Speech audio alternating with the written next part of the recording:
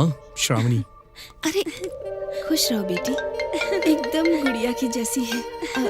अच्छा बैठो ना, मैं बस अभी आई। नो नो मैं अभी बताता हूँ, नोट कर।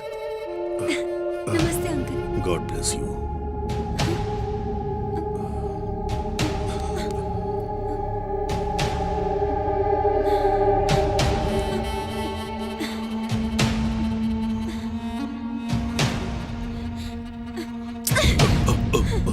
सॉरी।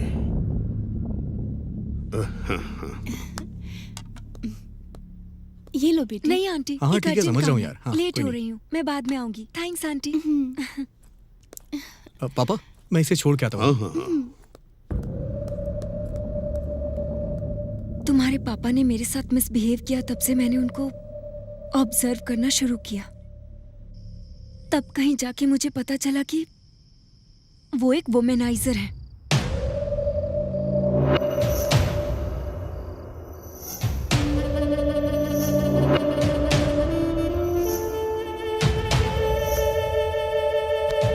किसी की सुंदर बीवी पसंद आ जाए और जब तक उसका सुख न भोग ले तब तक वो उसे नहीं छोड़ते हैं।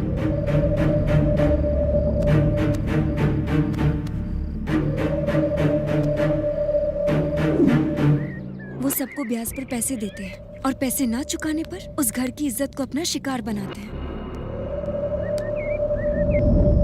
और ये भी ना हुआ तो उसके पति को मार भी देते हैं उसको हासिल करने के लिए।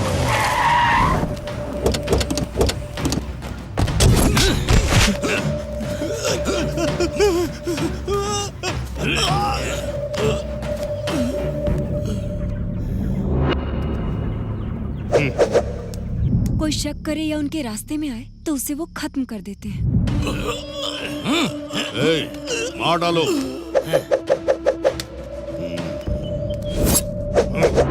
पढ़ाई में पैसों की हेल्प के नाम पर कॉलेज की लड़कियों को भी नहीं छोड़ते। ऐसा कैरेक्टर है तुम्हारे पिता का।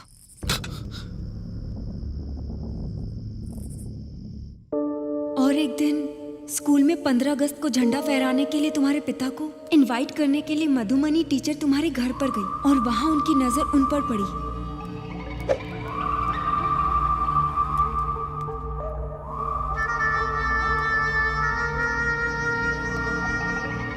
नमस्ते जी। नमस्ते, बैठिए।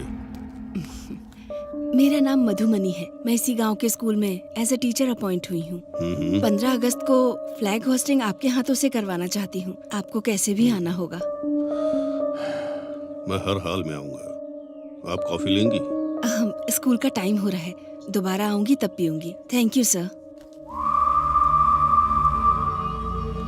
वो इतनी आसानी से नहीं फंसेंगे, उन्हें पता था, इसलिए उन्हें फंसाने के लिए एक प्लान बनाया। मधुमनी, हाँ? आजकल स्कूल में बच्चे नहीं आ रहे हैं। ए उनके सुरेश, पेरेंट्स से क्या बात बात है? करनी ये पड़ेगी। फूल अभी तक फ्रेश है? ए, फूल की खुशबू तो लेनी पड़ेगी यार। अरे सुनिए, क्या बक रहे हो? सुनिए तो। हाँ? अरे जाने दीजिए। क्या कर रहे हो? अरे, क्या कर रहे हैं आप? सुनिए। अरे, तमीज नहीं बात करने की। टीचर से ऐसे बात करते हैं क्यों? यहाँ से चलिए, चलिए ना। अरे सुनिए, यहाँ से चलिए। क्या कर रहे हैं आप? चलिए यहाँ से। सुनिए। टीचर पे हाथ डालता है। बदतमीजी करता है। सर, क्या कर रहे हैं? सर मेरे पति ने मैंने कुछ कोई नहीं बदतमीजी किया। नहीं ये की। झूठ बोल इनके रहा है ये पीछे से- लड़का। अरे सर, इनकी कोई कहाँ ले जा रहे गलती हो नहीं है मुझे? सर। छोड़िए। सर, क्या बात इनको कर रहे कहाँ लेके जा रहे हैं?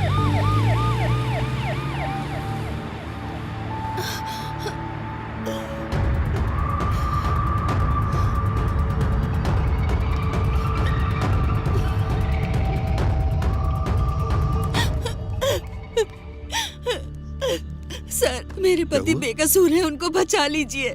शांत हो जाओ, घबराओ मत, बैठो। हाँ। अब बताओ क्या हुआ तुम्हारे पति को? मेरे पति की कोई गलती नहीं है। पहले उन लोगों ने मुझ पर कमेंट किया था। जब मेरे पति ने उनसे बात करनी चाहिए तो उनका बहुत बड़ा झगड़ा हो गया और अनजाने में उस लड़के की चोट लग गई। अरे फिक्र मत करो, मैं हूं ना। कौन सा पुलिस स्टेशन है? वो टाउन वाला। पक्का? हाँ। ठीक है।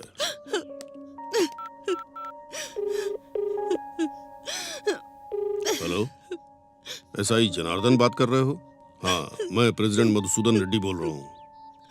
अभी तुमने जिसे अरेस्ट किया है वो मेरे भाई जैसा है। एफआईआर वगैरह फाइल मत करना। पैसों के बारे में चिंता मत करो। हाँ, अभी भिजवाता हूँ। ठीक है, ओके, रुको मैं अभी आता हूँ।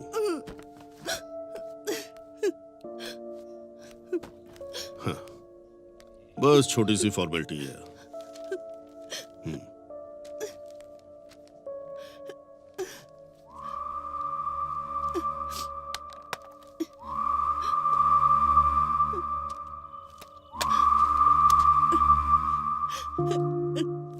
Thank you so much, thank you so much. कोई बात नहीं। गांव में सभी लोगों को एक दूसरे की मदद करनी चाहिए।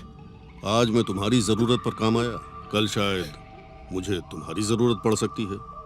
तुम मेरी जरूरत पूरी कर देना, ठीक है ना? हाँ? जाओ।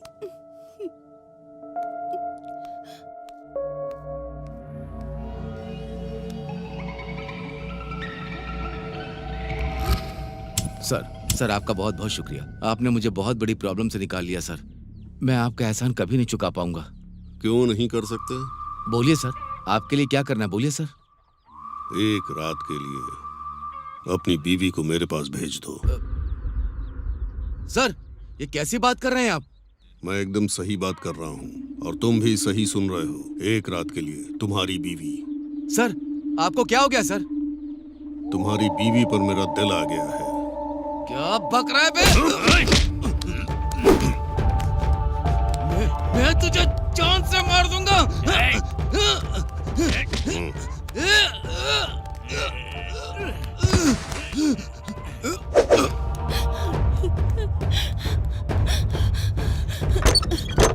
क्या हुआ आपको? सुनिए, सुनिए, ये क्या हो गया आपको?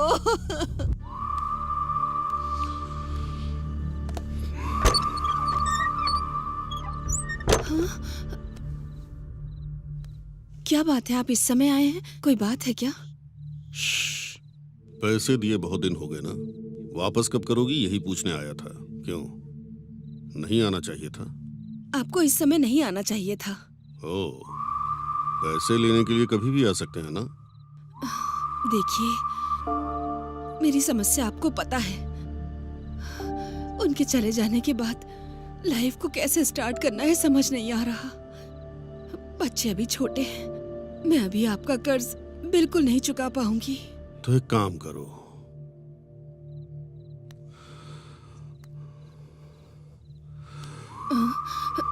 जब कर्ज नहीं चुका पा रही हो तो तुम पर मेरा दिल आया है, मेरी प्यास बुझा दो। हाथ हटाओ। छी, मैंने सोचा था तुम गांव के इज्जतदार आदमी हो। अगर थोड़ी देर और यहाँ रुके तो मैं पूरे गांव को चिल्ला के इकट्ठा कर लूंगी।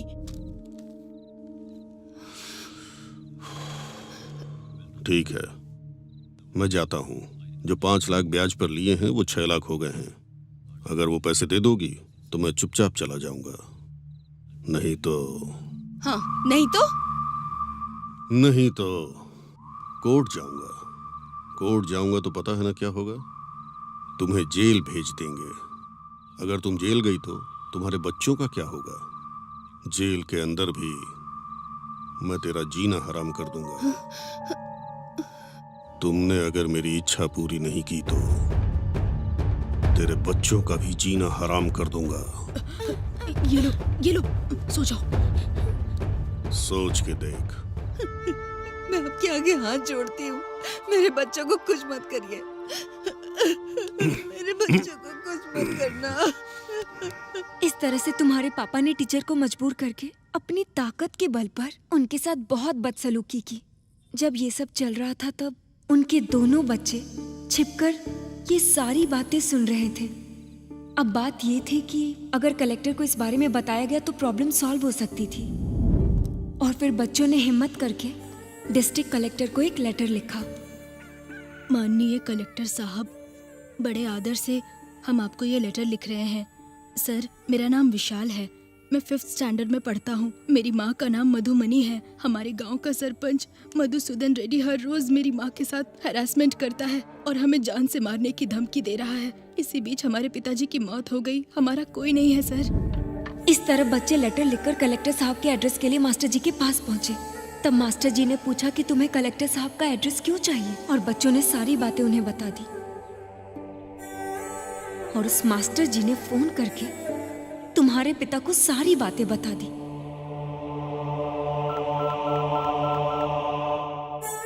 हेलो।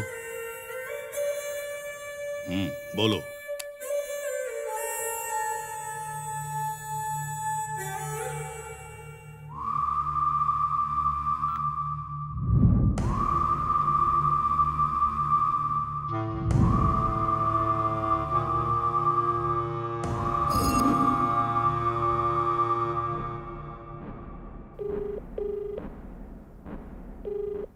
अरे मल्ली, उन दोनों बच्चों को रास्ते से हटा दो।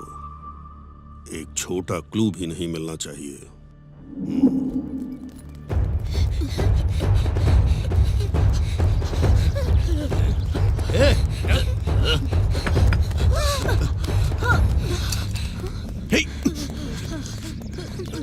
भैया हे, भैया लगी तो नहीं? हे, क्या हुआ तुम्हें?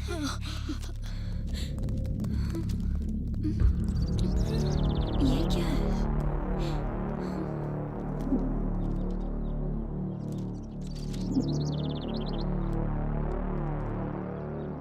भैया, मैंने ये लेटर कलेक्टर साहब के लिए लिखा है।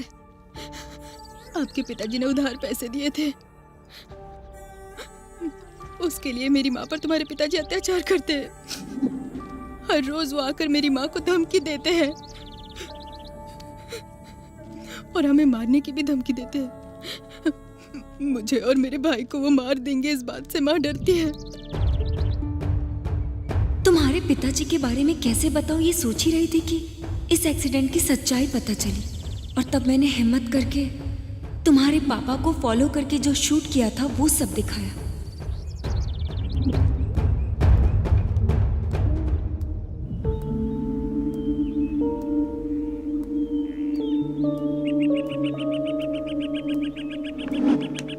इस तरह से तुम्हें तुम्हारे पिता के बारे में पता चलने के बाद तुम्हें कैसे बदलूं ये सोच रही थी। तब तुम MBBS की पढ़ाई कर रहे थे और तुम्हारी रिलेटिव तुम्हारे घर आई थी।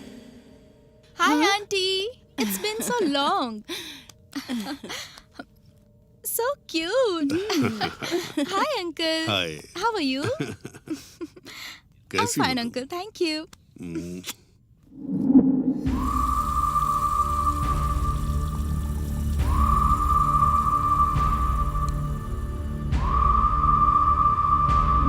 वो लड़की बहुत खूबसूरत थी। तुम्हारे पिताजी की नजर उस पर पड़ी, तभी ये सब तुम्हारी माँ ने देख लिया। तब से तुम्हारी माँ ने सोच लिया कि उन्हें क्या करना चाहिए। तभी उसी दौरान एक रात को तुम्हारे पिताजी ने मौका देकर सुजाता के घर पहुंचने का फैसला किया। तुम्हारे पिताजी घर से बाहर गए हैं ये कंफर्म करके तुम्हारी माँ ने उस MBBS लड़की को सुजाता की मदद से बाहर भेजने का फैसला किया। हे,